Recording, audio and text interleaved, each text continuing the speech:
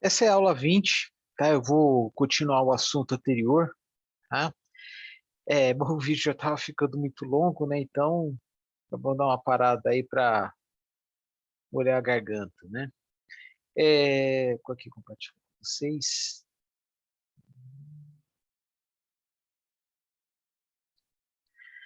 Esse aqui, bom, vocês vão ver muito, né?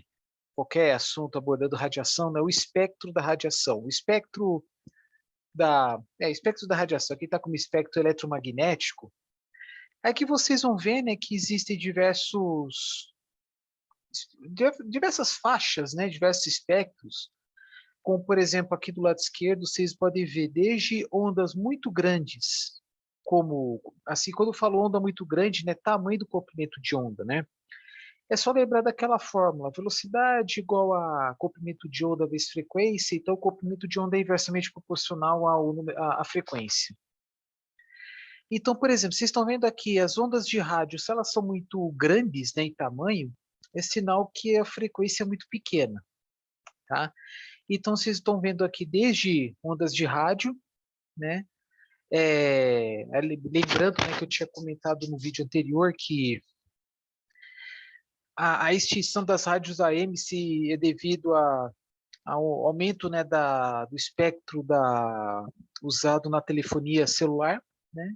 Pensando também na tecnologia 5G, que aumenta ainda mais nessa abrangência, tendo a longo prazo, inclusive, havido a possibilidade de extinguir as parabólicas, tá? Por causa do aumento do espectro da telefonia celular. Então tem as ondas de rádio e abaixo delas aí tem as microondas, né, que vai desde 10 centímetros até 1 milímetro o comprimento de onda. Das microondas tem uma situação interessante, que quando elas foram desenvolvidas pela primeira vez, era para ser usada em radares, tá? Instrumento de comunicação. E aí teve até um experimento curioso na década de 50, em que tinha um soldado que estava fazendo experimento com elas, né? Aí percebeu que o chocolate no bolso tinha derretido. E aí, né, foi um pulo aí para desenvolver, né, os aparelhos de micro-ondas como eletrodoméstico, né, como instrumento para aquecimento e cocção de alimentos, aquecimento de alimentos. Por quê? Porque depois descobriram, né, que as micro-ondas elas excitam as moléculas de água que tem nos alimentos e com isso elas aquecem, tá? Por isso que aí um dos elementos mais tradicionais, né, usados em micro-ondas é a pipoca, porque aquece a pipoca, vaporiza, né? Com a vaporização expande a pipoca, expande o grão de milho, né, formando a pipoca. Radiação infravermelho, né? Que pode ser usado. Acho que uma das principais aplicações é aquecimento. Daqui a pouco vocês vão ver o exemplo. Agora que eu lembrei, falando de micro-ondas, até poder ter colocado uma foto, né, de um forno de micro-ondas, mas já é o suficiente, né? O espectro visível, olho nu, tá desde o vermelho, né, até a violeta. Então vai. Opa, só um momentinho.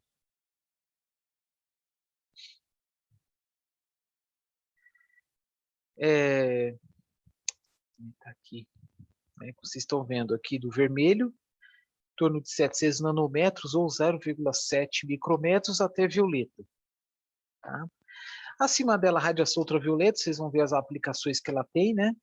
Por exemplo, essa não sanitização, né, mas para matar micro-organismos patógenos. Raio-X, todo mundo sabe, né? Por exemplo, verificar se tem alguma fissura, fratura no osso, por exemplo. Tá? Verificar se tem algum problema nos pulmões, também, né? Dá para tirar chapa, né? Usando raio-X. Radiação gama, vocês vão ver com mais detalhes mais para frente, é muito usado na radiologia industrial. E até acima dela, que é da radiação gama, são os raios cósmicos.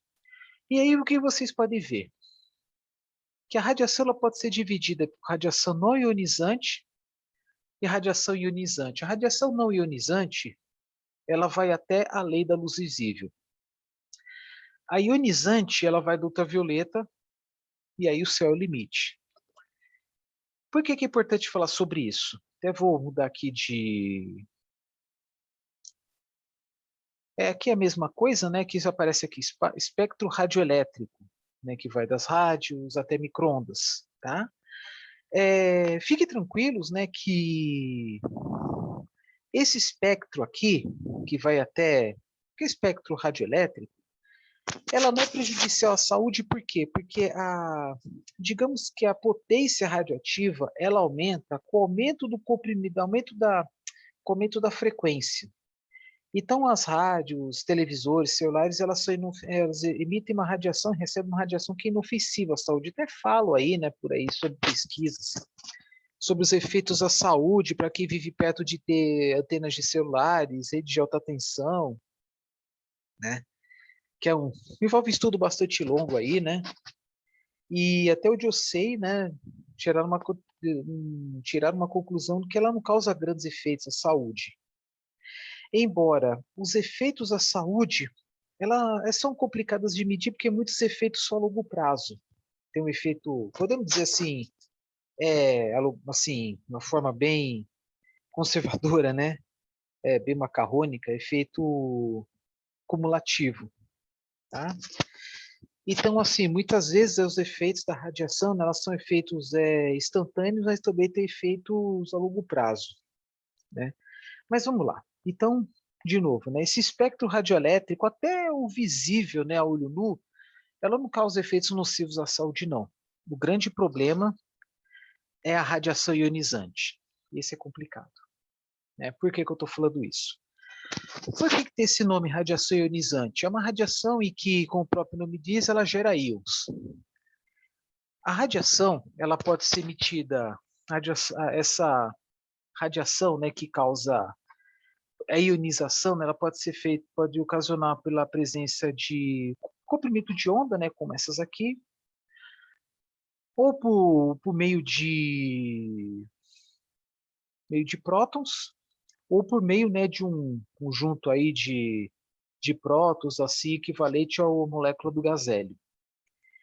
Então, esses elementos, né, o que inclui também essa radiação ionizante, ela extrai, né, digamos dizer que, desculpa, não sei o termo correto, mas ela extrai os elétrons mais fracos que tem em um átomo, tá? Pelas camadas de valência tal, aí os elétrons mais fracos, elas saem do átomo formando os íons.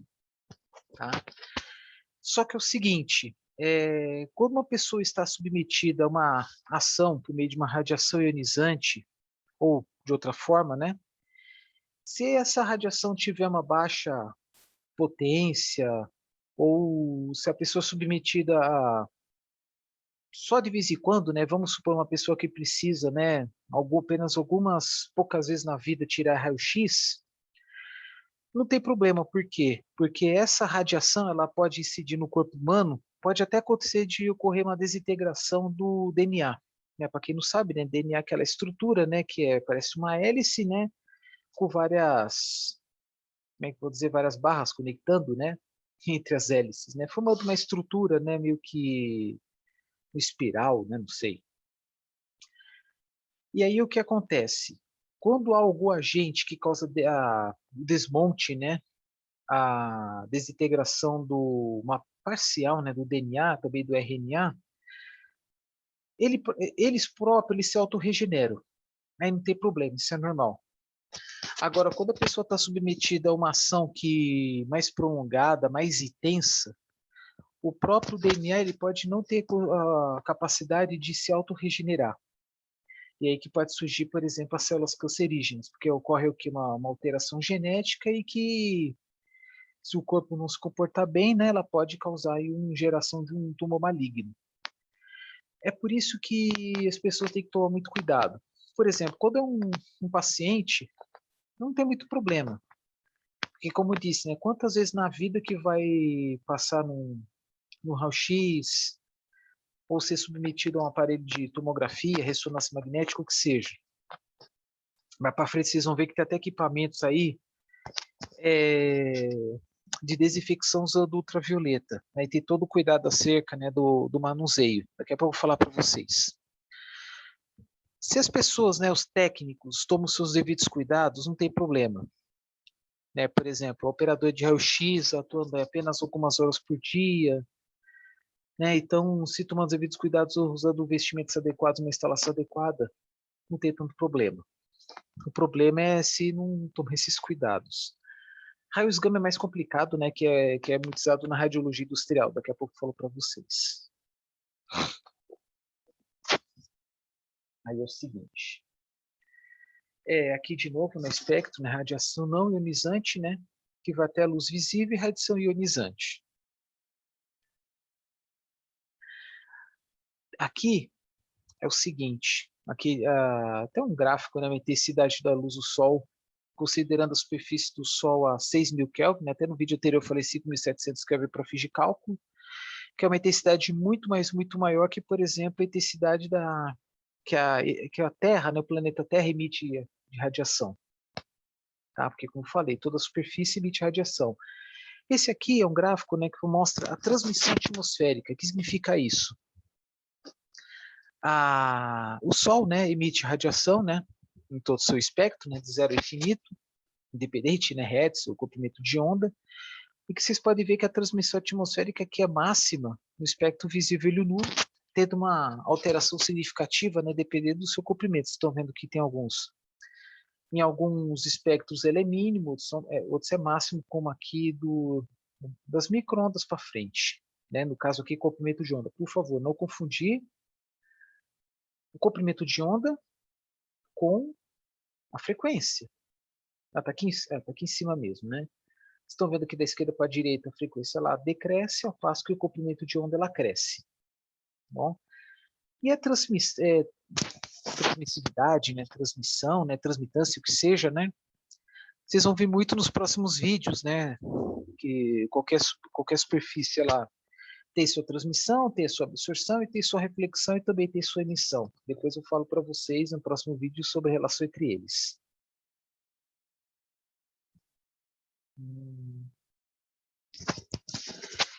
Espectro eletromagnético, aquele efeito lá do prisma que explica a formação do arco-íris. O arco-íris, né, no caso as gotas de chuva, que faz o papel do prisma. Né? A parte visível do espectro é normalmente associada às cores do arco-íris. E é bem provável, né, que tem aí, né, outras cores, entre aspas, né, que não são visíveis olho nu. Né? Bom, vamos lá. Por que eu estou mostrando isso? Isso aqui apenas é uma curiosidade, tá? Isso aí chama de reator multipropósito. O que seria um reator multipropósito? É uma instalação onde ocorre fissão nuclear, onde há geração de radioisótopos. Bom, o que seria radioatividade? Né, que daqui para frente vocês vão ouvir falar muito. Até então estou falando aqui de ondas eletromagnéticas, assim, não falei ainda de radioatividade. O que seria a radioatividade? É um fenômeno físico, tá, onde ocorre aí a emissão, né, de radiação por parte principalmente de elementos instáveis, tá? Então a emissão dessa radiação, isso depende de aspectos assim externos. Por exemplo, você pega lá uma cápsula lá de um amontoado de pó, Césio 137, e coloca no escuro, vocês vão ver, dizem, né, que no escuro ela brilha, tá? Ter feito, digamos, quimiluminescente. Então, a radioatividade é o fenômeno intrínseco a elementos radioativos que são elementos instáveis, são elementos que têm, que até vocês vão lembrar da química, né? Que são os elementos que têm baixo tempo de meia-vida. O que é tempo de meia-vida? É aquele tempo que ocorre a desintegração da metade da sua massa. Tempo de meia-vida. Então, tem tempos de meia-vida de frações de segundos até milhares de anos. Tá? Então, o reator multipropósito ele serve para elaboração de elementos radioisótopos que podem ser usados que são principalmente usados na medicina nuclear, daqui a pouco vocês vão ver, que pode ser elementos usados em equipamentos como aparelhos de raio-x, ressonância magnética e também radiofármacos, que é muito usado também para a quimioterapia, para tratamentos aí de tumores malignos. E na geração dos radioisótopos, né, que é um fenômeno assim físico a longo prazo, né, então, de uma forma que demora para acionar, demora para desativar, elas geram luzes, né, que é fruto de uma reação, de emissão da radiação, né, o efeito Cherenkov, que chama. Cherenkov.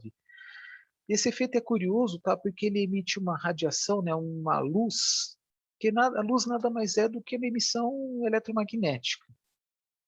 Ela emite uma luz que, em um determinado meio, ela alcança uma velocidade acima dos 300 mil quilômetros por segundo, acima da velocidade da luz. Só uma curiosidade, tá? Então, efeito Cherenkov é o que explica a emissão dessa luz azulada, tá? Da produção dos radioisótopos. Então, esse aqui é um deles, tá? Bombeamento de nêutrons, né, no átomo de cobalto,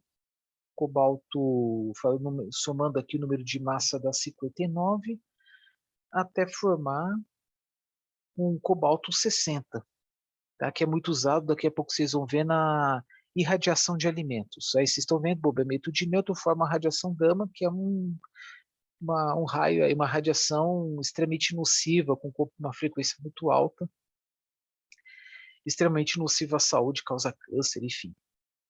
Tá? Antes de falar da radiação de alimentos, né, eu poderia ter colocado aqui, né, mas no final, no último slide, tem sugestões para as férias, né, uma delas é um link de um vídeo muito elucidativo que fala sobre os efeitos da radiação no corpo humano.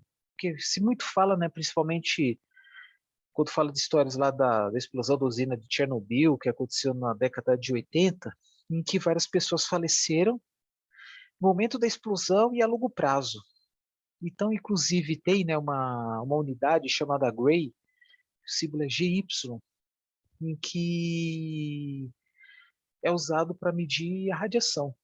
Então, isto é, quanto maior esse valor em grays, né, menor é o tempo máximo de exposição em que o corpo humano deve passar. Então, por exemplo, pode até receber uma radiação muito baixa, mas poder ser exposta aí por horas, por dias, ao passo que se tiver uma radiação muito forte, vai ter que ser exposto apenas por questão de minutos. É isso que eu quero dizer. E isso é muito comum não apenas na radiação, mas também na exposição de muitos produtos químicos, tá? Principalmente em situação aí onde a pessoa é submetida aí a ambientes insalubres, né? Produtos químicos, de indústrias, por exemplo, petroquímicas, siderúrgicas, etc. Tá? Então, a medida GY, que é gray, tá? E o que acontece com o corpo da pessoa, né? A pessoa se recebe uma baixa radiação, né? Pode ocorrer aí uma desintegração aí do DNA, né? Mas aí, se for muito baixo, ele próprio se regenera. Se não, pode começar a formar tumores malignos, né? Aí, à medida que o passar do tempo vai aumentando a graduação, né? Porque eu vou explicar o seguinte, né? Câncer é um fenômeno a longo prazo. Então, se você é submetido a uma radiação hoje, pode acontecer de desencadear a longo prazo. É que nem o consumo do cigarro, tá? É que nem a pessoa está exposta a um ambiente extremamente salubre, como, por exemplo, gases de coqueria, uma siderúrgica, e que pode gerar leucopenia, até leucemia, mas isso demora anos para isso acontecer. Então, tem efeitos a longo prazo, como câncer, mas também tem efeitos a longo prazo, que eu vou falar agora. À medida que vai aumentando cada vez mais essa radiação, né, ela pode causar problemas respiratórios, cerebrais, cardíacos, podendo em pouco tempo, em poucos dias, vir a falecer, vir a óbito. Tá? E vamos lá. Mas da mesma forma, por incrível que pareça, né, a mesma radiação que pode matar, pode causar câncer, né, também tem os aparelhos de radioterapia, tá, para tratamento de câncer, exatamente isso. Só que é para matar as células malignas, né? Bom, já estou até antecipando aí umas fotos que eu vou mostrar depois. E radiação de alimentos, ele tem algumas funções, né? Então, é uma tecnologia que tem mais ou menos aí uns 100 anos, né? E então, assim, existem, acho que no Brasil, 5 plantas industriais, né, que permitem a promoção da irradiação de alimentos.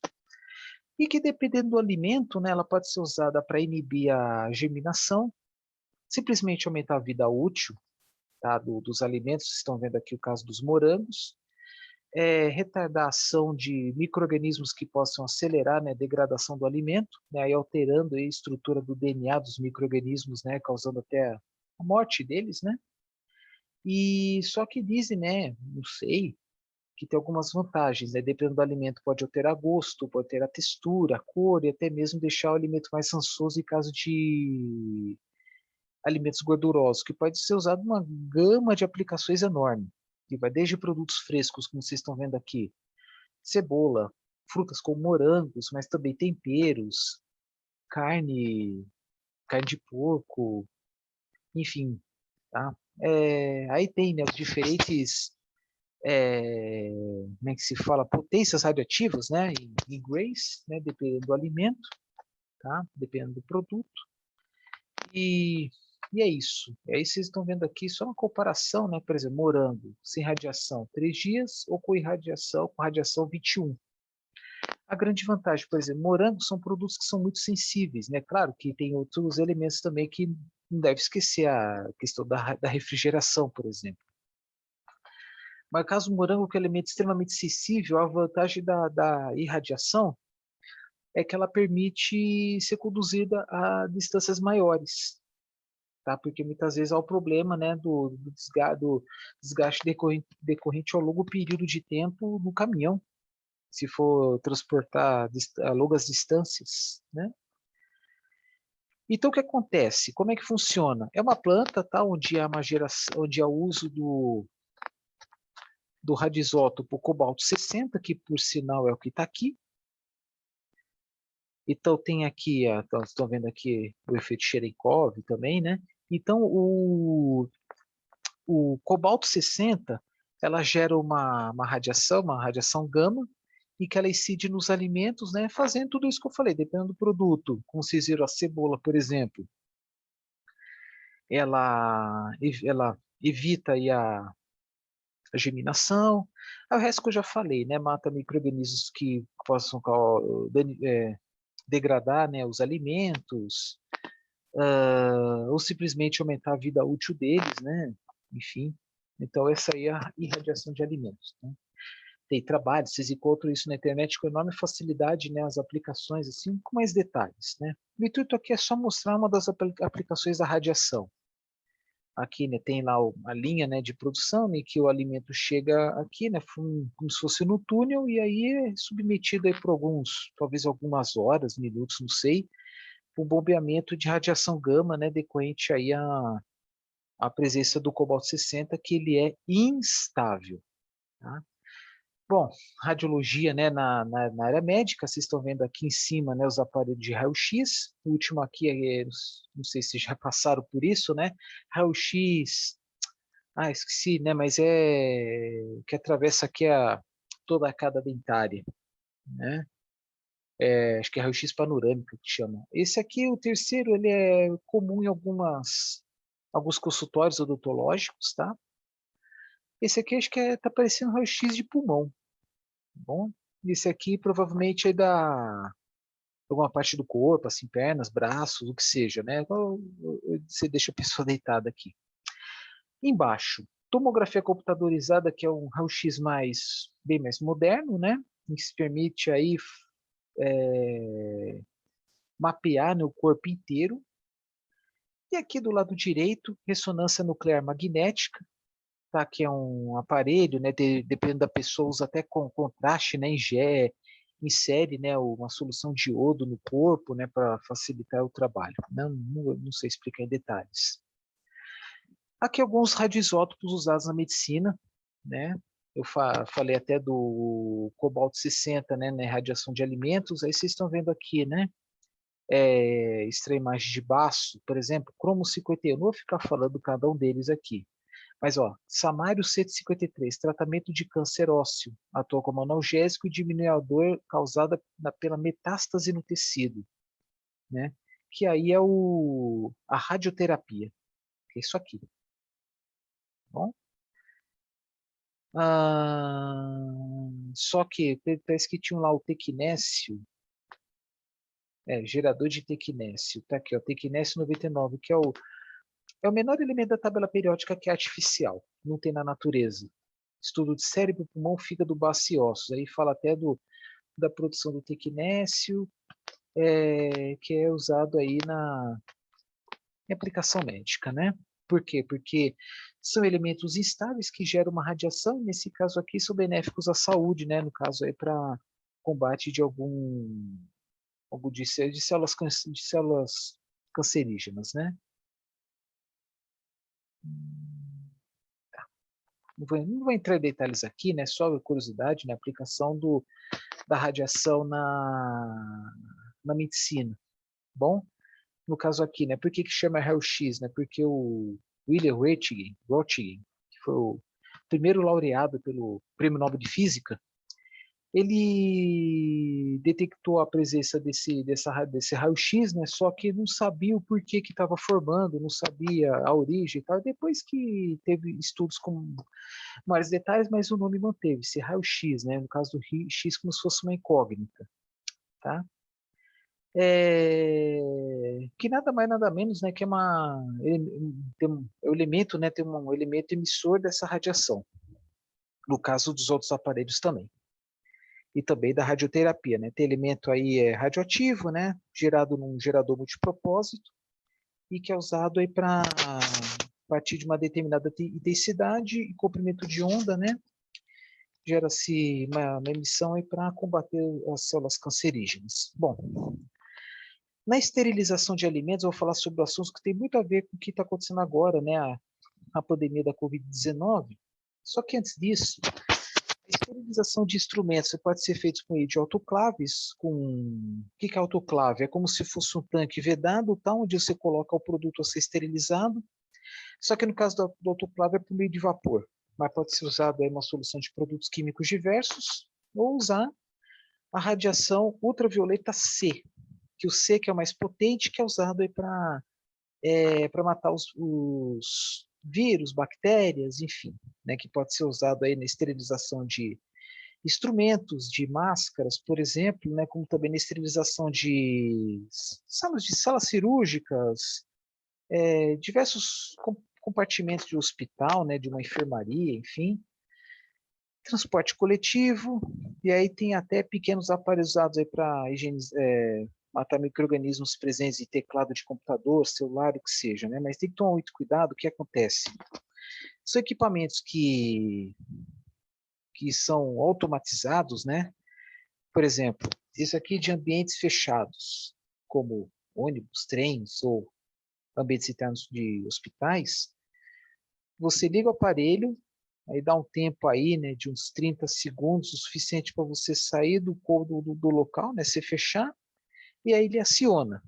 Geralmente, né, desses ambientes assim, fica ligado por um período de 1 hora. Então, ele vai matar os micro-organismos presentes aonde a radiação vai atingir, né? Porque como a radiação, né, como toda radiação, ela vai emitir radiação em linha reta. Então, assim, só em ambientes assim escondidos, escuros, que não vai matar o micro-organismo. Vírus da Covid-19, por exemplo. A grande vantagem dela, não precisa usar produtos químicos que podem causar, como se fala, né, atacar a pele, mucosa, os olhos, etc. Né? E como falei, né, você deixa ele ligado por 1 hora. E muitas vezes a pessoa demora mais de 1 hora para passar o pano, né, para passar o produto ponto a ponto deste cômodo, por exemplo, dessa sala aqui. Tá? Então a grande vantagem é que não precisa de insumos. Aí eu vi, inclusive, um tempo atrás um vídeo, né, de uma empresa que fabrica, no Brasil mesmo, fabrica equipamentos para desinfecção de máscaras profissionais, né, o custo de R$ 20 cada, então a pessoa antes disso usava e jogava fora. E o custo que o hospital tinha apenas com as máscaras por dia, era o mesmo que o valor do equipamento. Então, digamos que o payback foi de 1 dia. Então, comprava o equipamento, pegava as máscaras para desinfecção. e reutilizava. Então economizou um aparelho. E equipamento assim, que emite raio ultravioleta, sei lá, não consome muita energia. Então um aparelho como esse aqui, que é razoavelmente grande, né? Talvez tenha a mesma potência que que um forno de micro-ondas, por exemplo. Talvez até mesmo uma televisão. Tá? Então o consumo de energia é baixo. Aí eu coloquei uma tabela só de curiosidade, aquilo que eu falei lá da radiação, né? Por exemplo, proveniente de, vamos supor, falando-se muito, né, enfim, qualquer radiação, por exemplo, raio-x. Então, quanto maior a potência que a pessoa recebe de radiação, menor é o tempo de exposição. Vocês estão vendo aqui, a potência radiativa, aqui, olha só, microwatt. 0,2, se a pessoa estiver exposta a uma potência de 0,2 microwatt por centímetro quadrado, ele pode estar exposto 8 horas por dia. Vai ser tranquilo, né? Agora, se for 100 microwatts por centímetro quadrado, vai ter que estar exposto apenas um período de 1 minuto. No caso aqui da radiação ultravioleta, como ela é forte, porque é para desintegrar DNA de agentes patógenos. Como eu disse, liga o aparelho, dá um tempo aí, coloca na tomada, né, perto do botão, sai do local, 30 segundos depois aí aciona aqui as lâmpadas, né, que geram a radiação ultravioleta C, né, para essa finalidade. Então a pessoa tem que ter muito cuidado, né, tem todo o instrumental, né, enfim, para ser utilizado, etc. Apesar que esse aqui é só ligar o botão, né, esse aqui, né, eu estou falando dos últimos aqui, né, que são manuais, né, portáteis, melhor dizendo, né. Bom, uma coisa muito importante, está falando de radiação ultravioleta, né? Tem a radiação UVA, UVB e UVC. UVA como também UVB, né? É aquela que ela penetra na atmosfera, chega no solo, né? Então, no contato com a pessoa pode, exposição prolongada, pode sofrer até queimaduras e a longo prazo câncer de pele, tá? UVC ela é absorvida pela camada de ozônio, mas nos últimos anos tem se falado muito do buraco da camada de ozônio, que aos poucos tem se recuperado. E aí o grande problema, né, chegada da radiação UVC no solo, onde nós moramos, né, até atingir a pele das pessoas. Então por isso tem que tomar cuidado, né, óculos de sol, protetor solar, né, não tomar banho de sol no pico do calor, né, por exemplo, entre 10 da manhã e 3 da tarde, enfim, né. Aí, ó, equipamentos para matar o vírus, né. Então aqui esses do lado direito parecem máquinas de lavar roupa. Uhum. Quer dizer, eu acho que são realmente máquinas de lavar roupa, né? Desculpa. É o que colocaram as lâmpadas aqui dentro, tá? Que são essas aqui, parecendo aí a espada de Jedi, né? Bom, o que mais? Agora falar de radiologia industrial, que usa uma potência muito maior, frequência muito maior, que pode causar efeito mais nocivo ainda à saúde humana. Ele é usado para quê? Detecção de imperfeições em estruturas maciças na área da mecânica pesada, que pode ser estrutura de navios, embarcações, trilhos ferroviários, cilindros de laminação da siderurgia, por exemplo. Vocês estão vendo aqui que imagino que seja o bloco de uma válvula. Então, usa-se uma radiação, né, no caso, principalmente radiação gama, mas pode ser também usado o raio-x, né, para verificar se tem alguma falha. Às vezes é falha na soldagem, né, na falha na estampagem. Quando fala estampagem, né, não tem modificação de uma estrutura metálica sem perda de material. Tá bom? E uma coisa interessante, né, a pessoa faz o curso, né, o salário em geral é um salário bem convidativo, né, porque além do conhecimento que a pessoa tem que ter, né, na habilidade de manusear equipamentos, conceitos físicos por trás, também ganha pela insalubridade, porque da mesma forma que uma pessoa que opera aparelho de raio-x, né, que opera equipamentos na área de radiologia industrial, também tem que ter todo cuidado, usar um vestimento especial, enfim, um tempo máximo de exposição dependendo da potência radiativa. E, em geral, esses técnicos, né, ganham bons salários, principalmente se tratando de soluções, né, que envolvem aí um certo perigo, por exemplo, tubulações que transportam gases inflamáveis, combustíveis, etc. Né? Aqui a radiologia, né, no caso, verificar se tem algum elemento indesejável aí, né, no container, no caminhão, infelizmente usado até mesmo para verificar se tem imigrantes ilegais, então coloca-se aí em fronteiras, aduanas, etc. E falei da radiação gama, né, que é emitida por esses equipamentos, né, que são equipamentos que emitem uma radiação de alta frequência, né, por consequência, uma alta potência que pode causar uma desintegração mais rápida do DNA, né, como comentei com vocês agora há pouco. Então, é o seguinte, uma coisa muito importante, né, por exemplo, os combustíveis de usinas termonucleares, ou até mesmo um elemento radioativo qualquer, né, ele emite partículas alfa, beta e gama.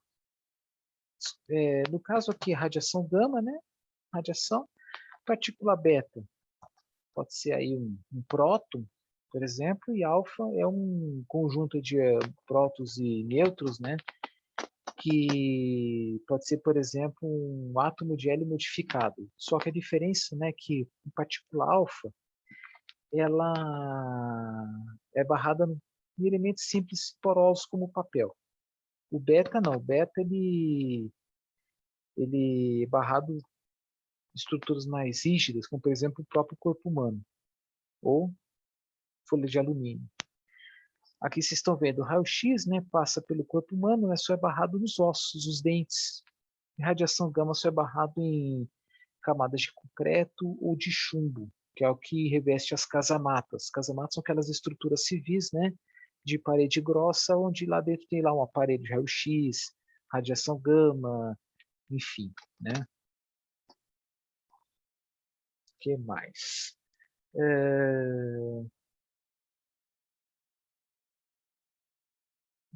Basicamente é isso por enquanto. Aplicações de radiação, né? Eu já nem estou falando de radioatividade, né? Fala assim, radiação apenas.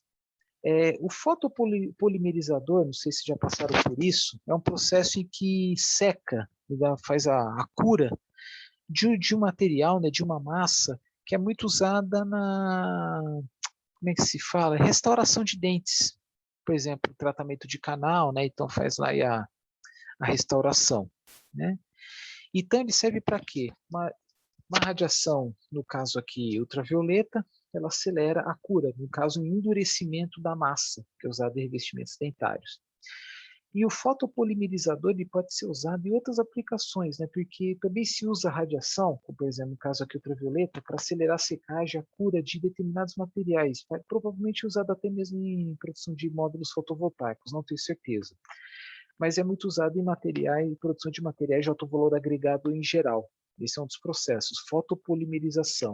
Tá? Ele polimeriza, né? Ele endurece, tá? A intervenção da luz. E a geração de luz também é para repelir insetos, muito comum em açougues, por exemplo, em alguns restaurantes, enfim. O uso do infravermelho, aquecimento, vocês estão vendo aqui aquecimento de uma pocilga, criação de suínos, e também secagem da tinta, né? No caso, carrocerias de veículos. Tá? A radiação ela pode ser usada na produção de pedras ornamentais, né, para alterar a cor das pedras ornamentais, alterando a estrutura atômica deles, né? E quando eu falo de radiação, eu posso esquecer também das lâmpadas especiais, né? Porque o que acontece? Uma lâmpada incandescente, né, mais de 90% da energia elétrica é convertida em calor.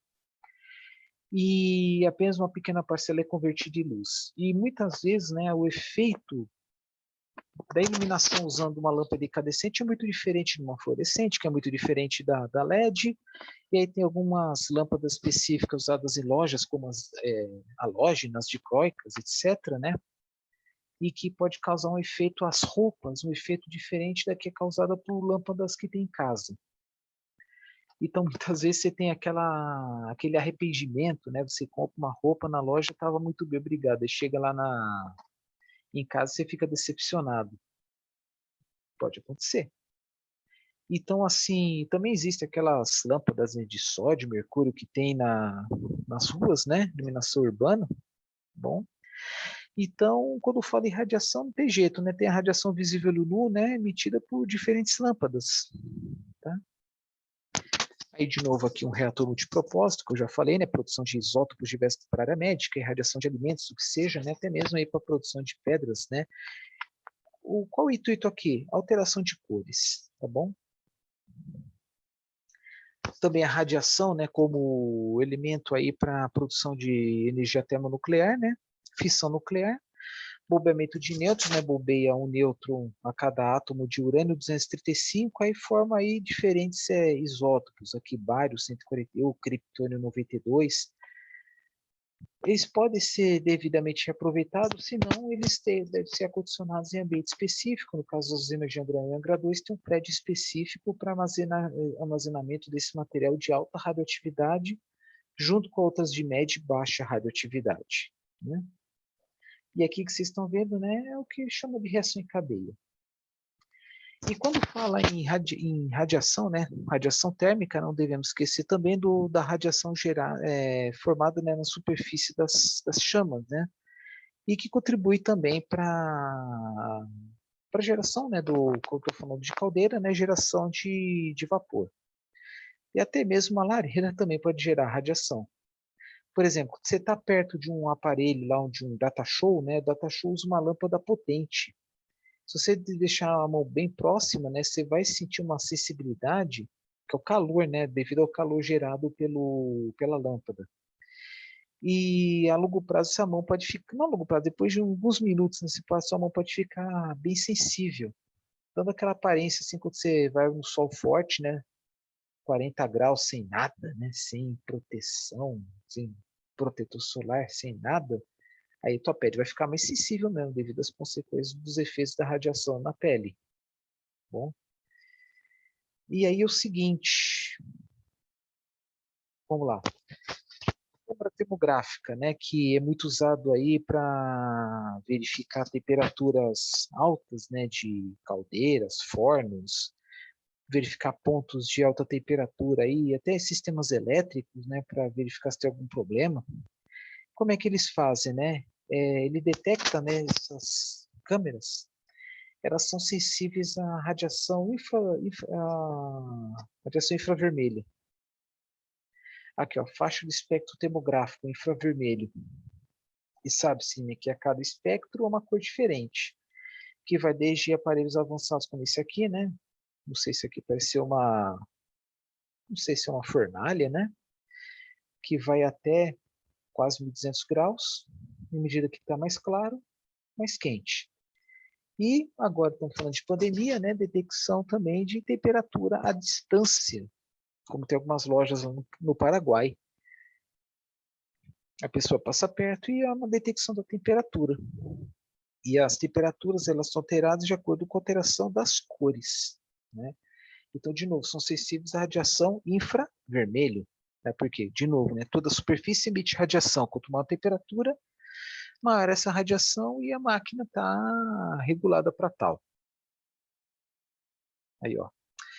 Ondas longas, baixa frequência, baixa energia. Por isso que as ondas de rádio elas não têm potencial de gerar tumores malignos, ao contrário das ondas curtas, que aí sim tem. Né? Porque quanto maior a potência, mais acelerada é a degradação do DNA. Tá?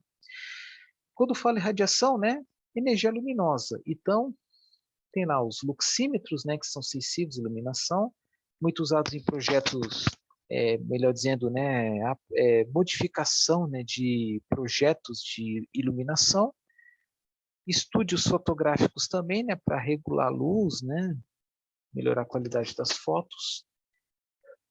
E para quem já fez isso, já tem um pouco de conhecimento, sabe que tem que tomar cuidado acerca da luminosidade dependendo do local. Uma coisa é você fazer um projeto de luminescência no escritório, outra coisa é num corredor. Então tem algumas medidas aí, como por exemplo, lume. O lume é uma medida de luz, né, que sai da fonte. Então você vai comprar, por exemplo, uma lâmpada, aparece lá tantos lumens. E lux é uma medida que chega no local onde vai ser iluminado. Então, por exemplo, tem lá tantos lux no escritório, tantos lux para a cozinha, tantos lux para o banheiro, tantos lux para o corredor. E o que seria lux? É lumen por um cálculo de divisão. Lumen sobre o quadrado da distância. É por isso que, por exemplo, quanto mais distante a lâmpada, mais fraco fica o ambiente, mais escuro fica o ambiente. Então sempre é bom colocar a lâmpada perto. Além das outras atitudes que tem que tomar, né? Um ambiente mais claro possível, enfim. Tá? E aqui tem outra medida aqui, tá? De candela. Candela já é mais pontual, tá? Na medida assim, de intensidade em um determinado ponto. Né? Então, tem uma medida de ângulo sólido chamado estéreo radiano, que vocês estão vendo aqui, a intensidade de candela, que um ângulo que, por exemplo, 38 graus, mas o medida em graus, né, como vocês estão vendo aqui, ele é bidimensional. Então, aqui está falando de uma unidade de ângulo tridimensional. Tá? Mais para frente explico para vocês o que o que é o estéreo radiano. Radiano é medida de ângulo bidimensional. Estéreo radiano é tridimensional. Estéreo vem do grego que significa tridimensional. Tanto que existe uma ciência na química chamada estereoquímica que estuda moléculas tridimensionais. Aí tem essa célula aqui que ela é sensível, né? Então, por exemplo, tem alguns relés usados em postes, né? Que tem acoplado uma célula fotossensível que liga a lâmpada quando estiver escuro e desliga quando estiver claro. Tá bom? Detectores de presença, agora que eu lembrei também, né? Tudo isso emitindo, quer dizer, isso aqui no caso recebendo, né, radiação. Tá? No caso aí, é energia luminosa, né, com o comprimento de onda responsável pela iluminação, que não são ionizantes, tá? Não devemos esquecer também, né, recentemente, né, a Polícia Rodoviária Federal começou a adquirir luxímetros. Esqueci de falar, né, isso aqui é um luxímetro, que mede iluminância, lux, tá? Porque, ó, olha só que curioso.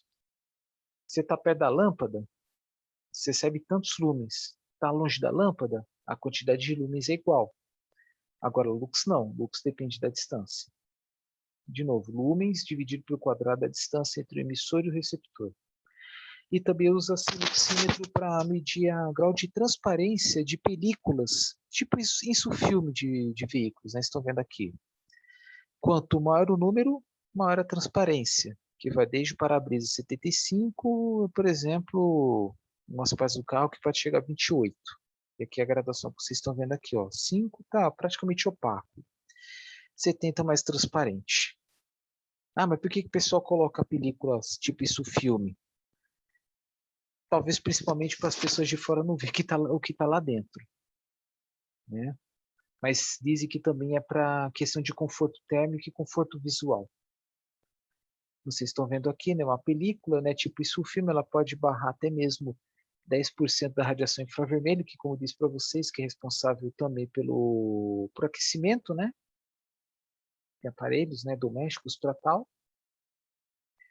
76% da luz visível, que apesar de ser a mais forte do espectro da radiação solar, né, é o que realmente necessita, né, para direção, né. Então, muitas vezes a grosso modo, né, o mesmo material do vidro do para-brisa pode ser o mesmo do óculos de sol. Porque o que eu quero é espectro visível e nu. Não quero saber de radiação infravermelha, também não quero saber de radiação ultravioleta. Bom, vidros especiais para construção civil, né, interessante também pensando nisso aqui, exatamente para não aumentar o efeito estufa dentro dos prédios, né? Porque é bonito ter vidro, mas pode ser qualquer vidro. E esses vidros, né, estão vendo aqui, dando exemplo aqui de material que eu peguei de um fornecedor, são vidros compostos por óxidos de titânio e níquel, por exemplo. Quanto mais refletivo o vidro for, maior a capacidade de controlar o calor e a entrada de luz. E nada impede de usar uma película, né? Isso filme também no vidro aqui. Só que tem que tomar muito cuidado, você não pode colocar qualquer película, também não pode colocar em qualquer lugar, né?